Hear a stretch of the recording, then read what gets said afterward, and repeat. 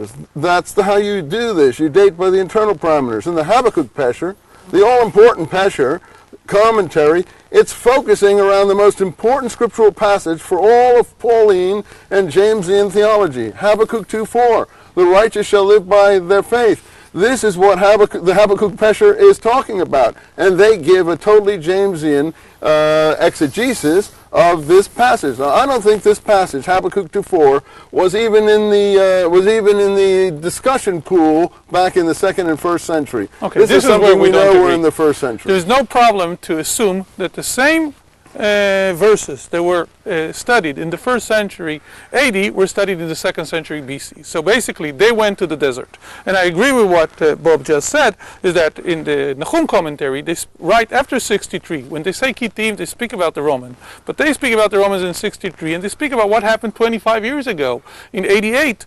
BC, when the... well, we can't prove that. Yes, but I don't see any reason to push it to the 1st century. I mean, if they can speak about what happened 25 years ago, why do they have to speak about something that happened 125 years ago? Okay, the reason you push it to the 1st century is when you go over to the Habakkuk Pesher and you see the picture of the Kittim there. It dominates four columns. You will agree of the Habakkuk Pesher. It's all It's Roman. an horrendous. Well, it's an horrendous picture, including killing babes in the womb, and they parcel out their taxes. We agreed about this. Yeah, but it's imperial Rome because they're worshiping their standards. Look, I wrote so the that's paper 1st about... century AD. No, this is 1st century BC. No, it's imperial Rome because they're worshiping their standards. Imperial Rome, I mean, I don't see a difference between the emperor's bust.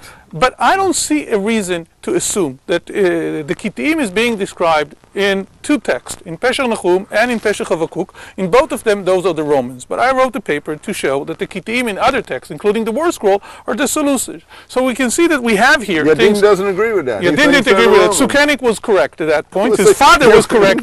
Here we get into a lot of complex arguments, but I think Hanan and I have started the ball rolling. Yes. We can get into detail and we'll shake hands on it, shall we? Yes, we shall shake hands. There's no problem with this will go on for a long time. What I'm saying is that we can still assume that the same texts were studied in the 2nd century BC as in the 1st century AD. There's no reason to assume that if Pesher Habakkuk was studied in the time, if Habakkuk was studied in the time of Paul, it wasn't on the same, people were arguing about the same verse in the 2nd century BC. I have an all-embracing theory here. You see, they run away from identifying any of the important dramatis personae. They can't tell us who the righteous teacher is. They can't tell us who the spouter of a lying is.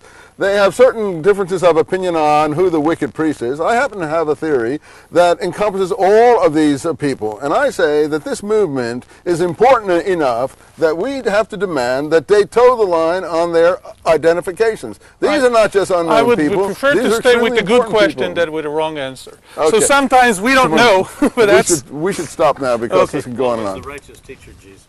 No, of course not. No, because there wasn't a Jesus as we read about him in the Scripture. The teacher of righteousness was in the 2nd century, and it couldn't be Jesus because he didn't exist in the way he's written about.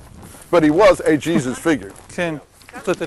A messianic Jesus figure who preached salvation, absolutely, but a salvation of the law. Yes, I'm not in a hurry anymore. Of the law. At the end of the Damascus document, we hear that they will see Jesus. They will, but I would have to go through those important passages and show them to you. Go ahead. And so they're messianic, and it is designed to look at reinforcing wire, and but they're certainly not Pauline Christianity at all. 6 to 12 inches in depth. And they're not Christianity at all. Is there any possibility there could be anything? Did they miss something? This is what Vermesh and Schiffman and these people, they set up a straw man. We could scan the and then they make people believe that's what that person's saying. I would even think there's more possibility. Which is easy, except when I have to face you personally. I don't believe, if they were looking Vermesh even writes in the introduction to his book documents that I say it's hard to that believe Paul is the wicked priest. I mean, this is such nonsense. I've never said any such thing because I don't think the wicked priest and the liar are the same person. And Ramesh thinks that.